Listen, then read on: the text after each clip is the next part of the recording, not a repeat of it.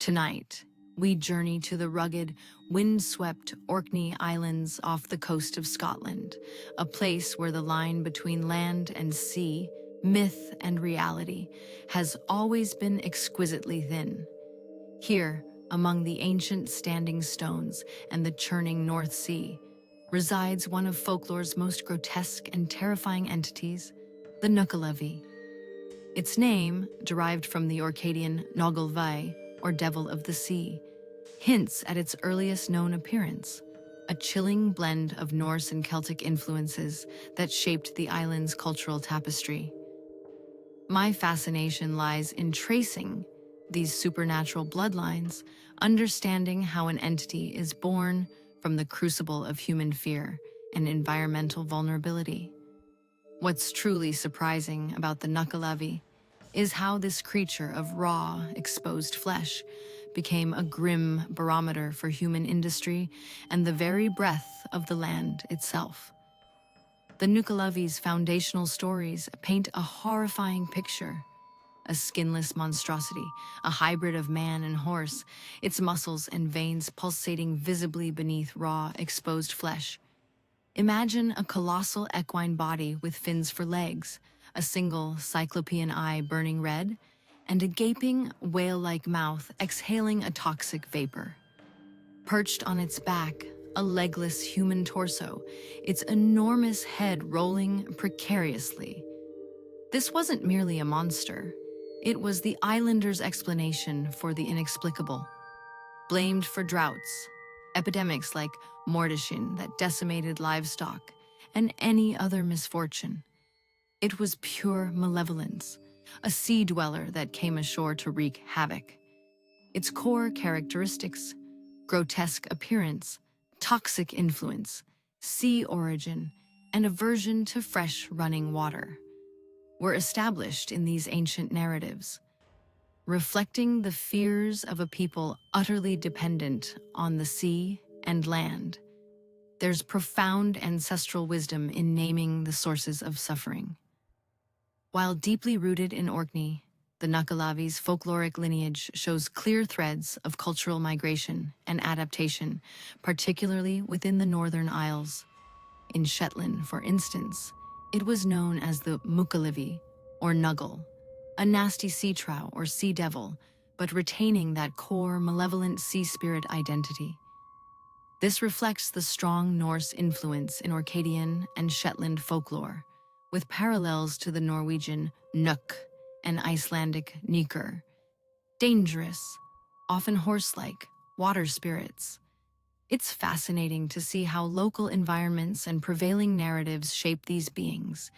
Yet, despite these regional adaptations, certain elements proved remarkably consistent.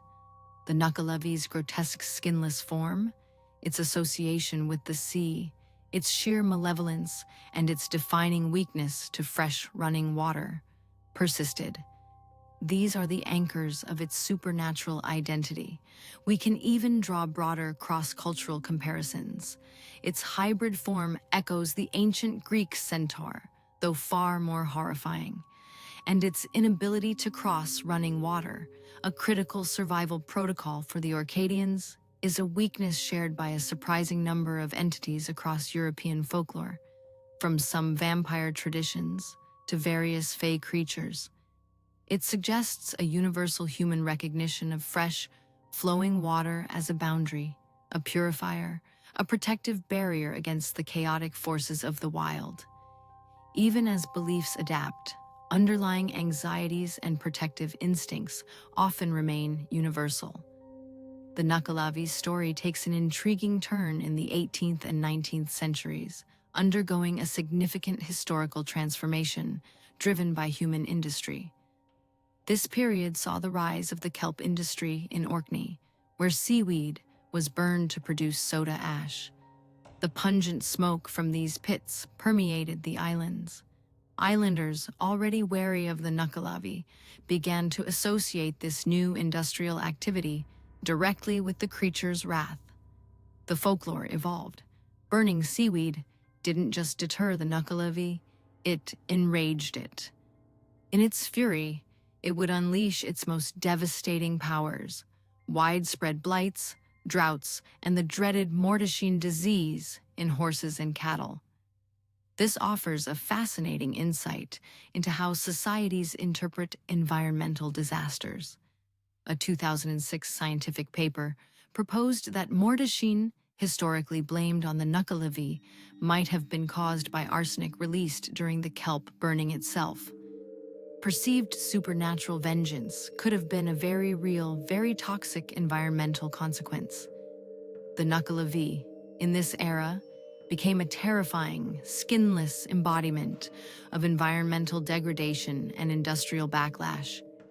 As the kelp industry declined in the late 19th century, so too did the vivid, active belief in the Nuckelavee.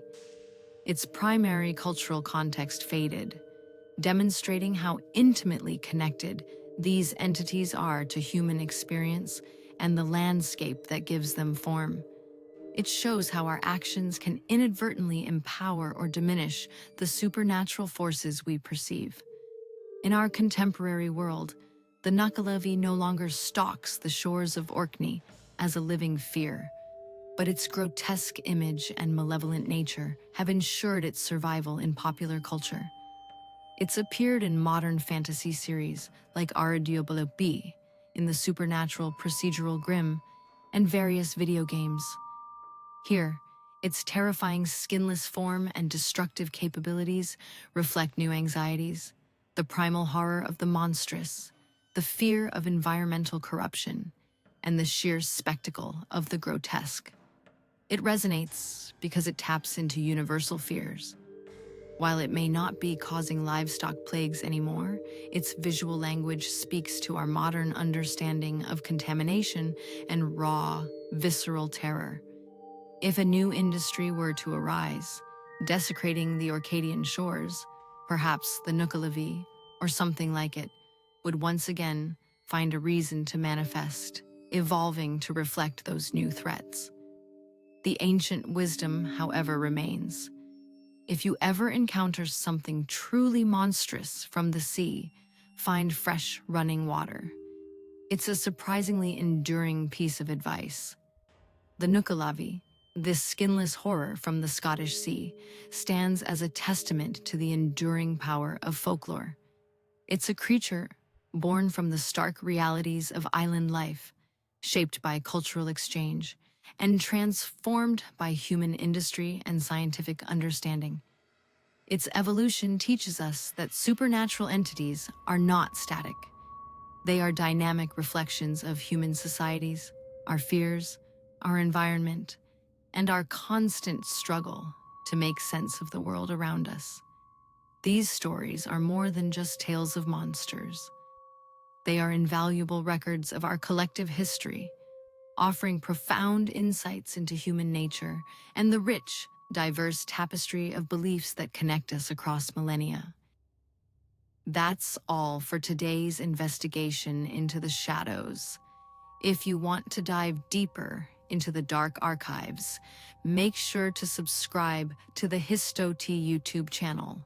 Remember, knowledge is our best defense against the darkness, and I'll see you in the next archive. Stay vigilant.